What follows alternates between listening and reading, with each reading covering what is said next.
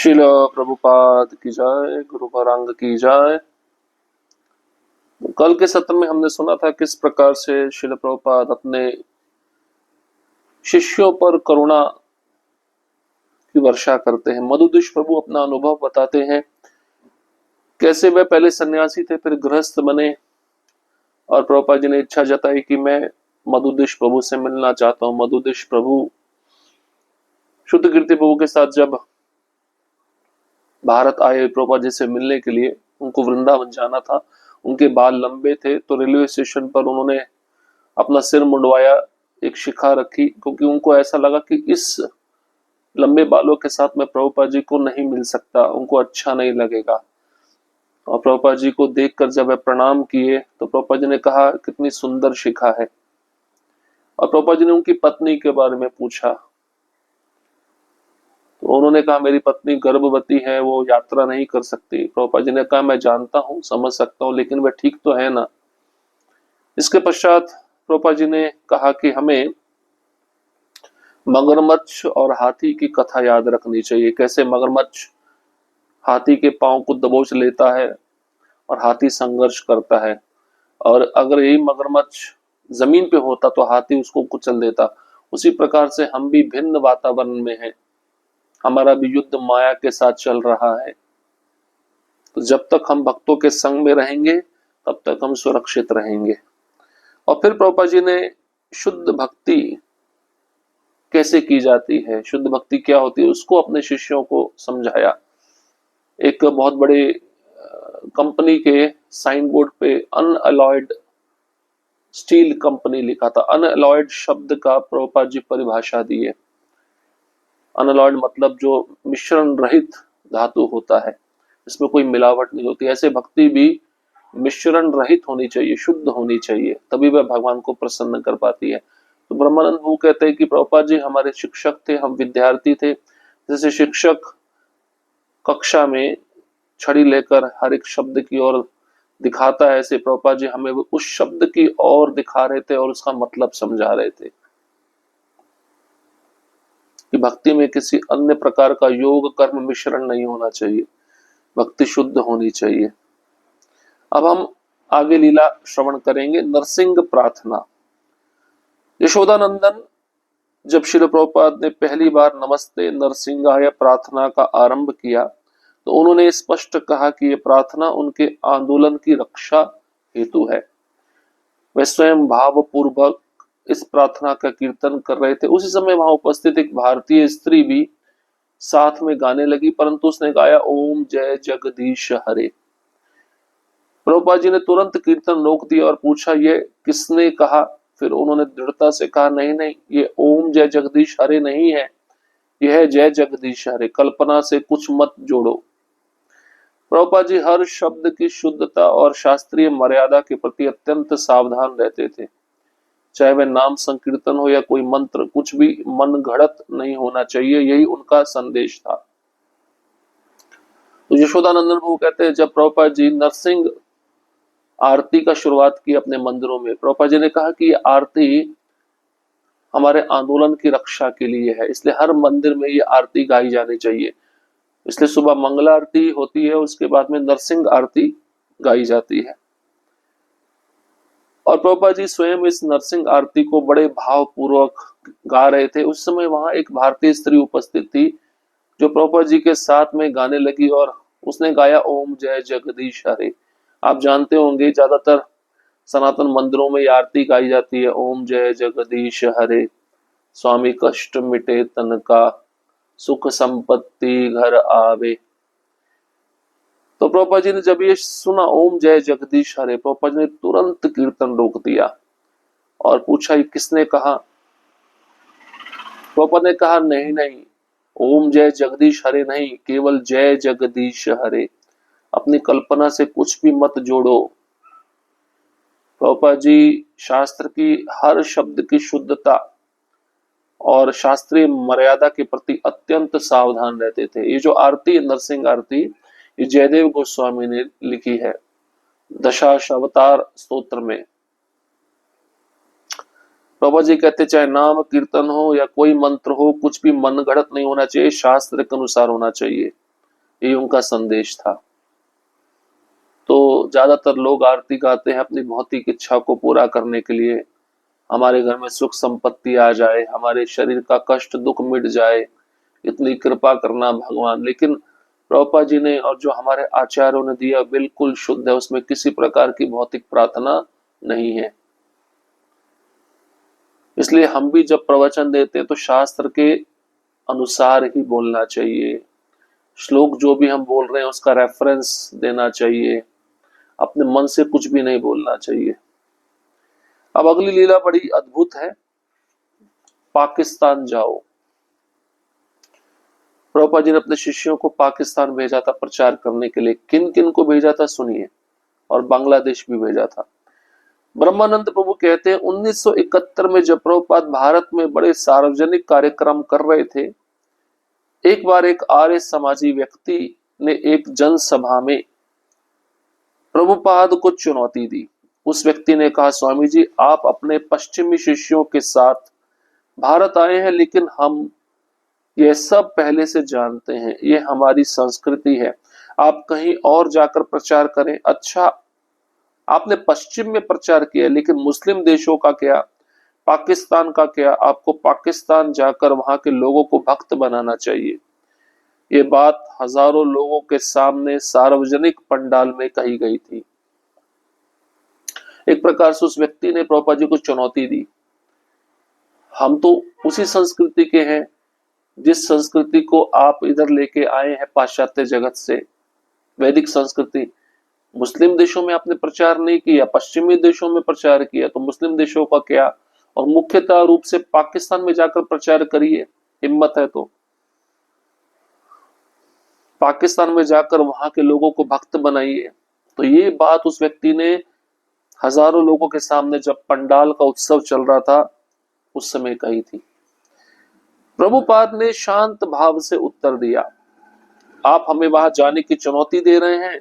उस व्यक्ति ने कहा, हाँ मैं चुनौती देता हूं, आपको पाकिस्तान जाना चाहिए। प्रभुपाद ने तुरंत कहा, ठीक है हम पाकिस्तान जाएंगे। प्रभुपाद ने तुरंत कहा, मैं तुम्हारी चुनौती स्वीकार करता हूं। इसके बाद प्रभुपाद ने मुझे पत्र लिखा, तुरंत पश्चिम पाकिस्तान जाओ, और गर्ग मुनि को लिखा, तुरंत पूर्व पाकिस्तान जाओ। तो पश्चिम पाकिस्तान जो अभी का पाकिस्तान है और पूर्व पाकिस्तान जो अभी का बांग्लादेश है, तो दोनों भाई थे। एक भाई को पाकिस्तान प्रचार के लिए भेजा जो ब्रह्मानंद प्रभु थे, दूसरे भाई गर्ग मुनि को बांग्लादेश प्रचार करने के लिए भेजा। हमने ये पत्र प्राप्त किए और अगले ही दिन निकल पड़े। मेरे पास पैसे नहीं थे, किसी ने फ्लोरिडा से न्यूयॉर्क तक की बस का किराया दिया। गर्ग मुनि के पास पैसे थे तो वह उड़ान से गया, लेकिन मुझे जमीन के रास्ते हिच हाइक बसें ट्रेनें जैसे तैसे जाना पड़ा। उसी समय भारत और पाकिस्तान के बीच युद्ध की स्थिति बन रही थी। बाद में जब प्रभुपाद को इस युद्ध और तनाव की जानकारी हुई तब उन्होंने दूसरा पत्र लिखा, मैं तुम्हें इस समय वहां जाने की सलाह नहीं देता, लेकिन वह पत्र हमें कभी नहीं मिला क्योंकि हम पहले ही निकल चुके थे।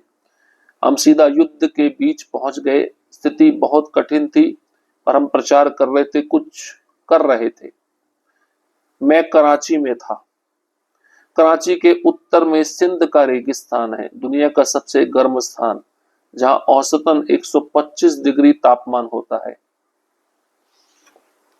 कितनी कठिनाई झेली है प्रभुपाद जी के शिष्यों ने प्रचार करने के लिए। अभी किसी को कहा जाए पाकिस्तान में जाके प्रचार करो, किसी की हिम्मत नहीं हो पाएगी। ये प्रभुपाद जी का शिष्यों का समर्पण था अपने प्रभुपाद जी के प्रति।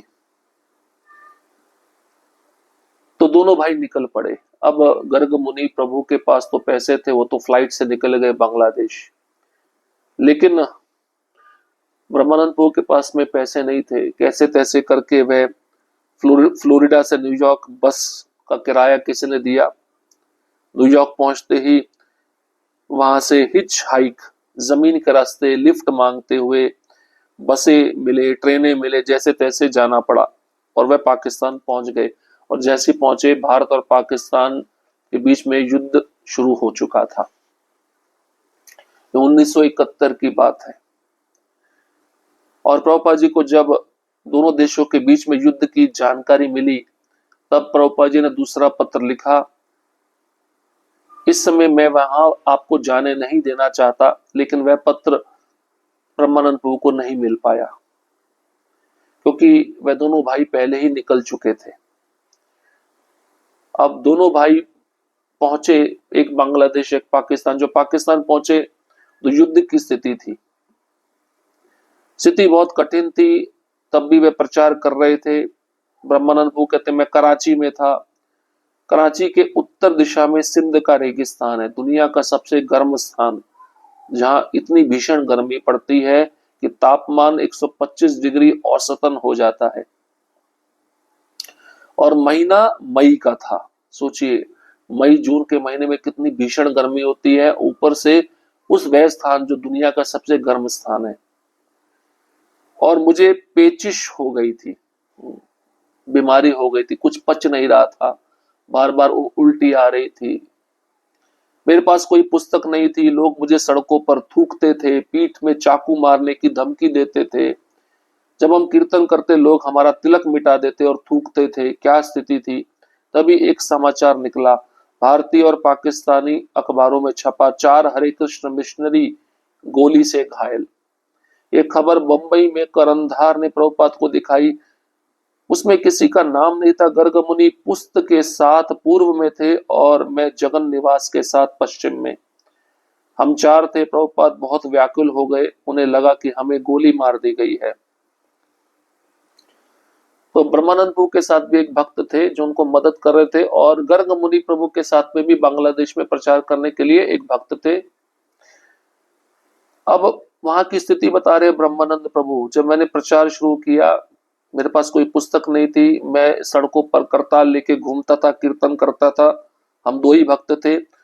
पाकिस्तान की सड़कों पर लोग हम पर थूकते थे, पीठ पे चाकू मारने की धमकी देते थे। तब भी हमने कीर्तन रोका नहीं। लोग आके हमारे माथे पर जो तिलक था उसको मिटा देते थे, थूकते थे। क्या स्थिति थी। तो एक समाचार निकला भारतीय अखबारों में और पाकिस्तानी के अखबारों में, 4 हरे कृष्ण मिशनरी को गोली मार दी गई है और वे घायल हो गए हैं। तो प्रभुपाद जी ने ये जब खबर करंधार प्रभु से सुनी, पर उसमें नाम नहीं दिया गया था कि जिनको गोली मारी गई है उनका नाम क्या है। तो प्रभुपाद जी बहुत व्याकुल हो गए, दुखी हो गए। उनको लगा कि हमको गोली मार दी गई है और हमारी मृत्यु हो चुकी है। मैंने उन्हें एक टेलीग्राम भेजा, क्या मैं यहां से निकल सकता हूं। प्रभुपाद ने टेलीग्राम में उत्तर भेजा, तुरंत आओ भक्ति वेदांत स्वामी। केवल 4 शब्द, पर मेरे लिए सबसे सुखद शब्द थे। उस देश से निकल पाना ही बहुत बड़ी बात थी, लेकिन किसी तरह हम बाहर आ गए। मैं मुंबई पहुंचा और आकाश गंगा भवन गया जहां प्रभुपाद ठहरे हुए थे। जब मैं उनके कमरे में गया, प्रभुपाद तुरंत उठे, मेरे पास आए, मुझे गले से लगा लिया और अपने वक्ष से चिपका लिया। उन्होंने अपने हाथों से मेरा पूरा शरीर टटोलना शुरू किया, जैसे एक माँ ये सुनिश्चित करती है कि उसका बच्चा कहीं घायल तो नहीं हुआ। उन्होंने मेरी सलामती को महसूस किया जैसे माँ करती है।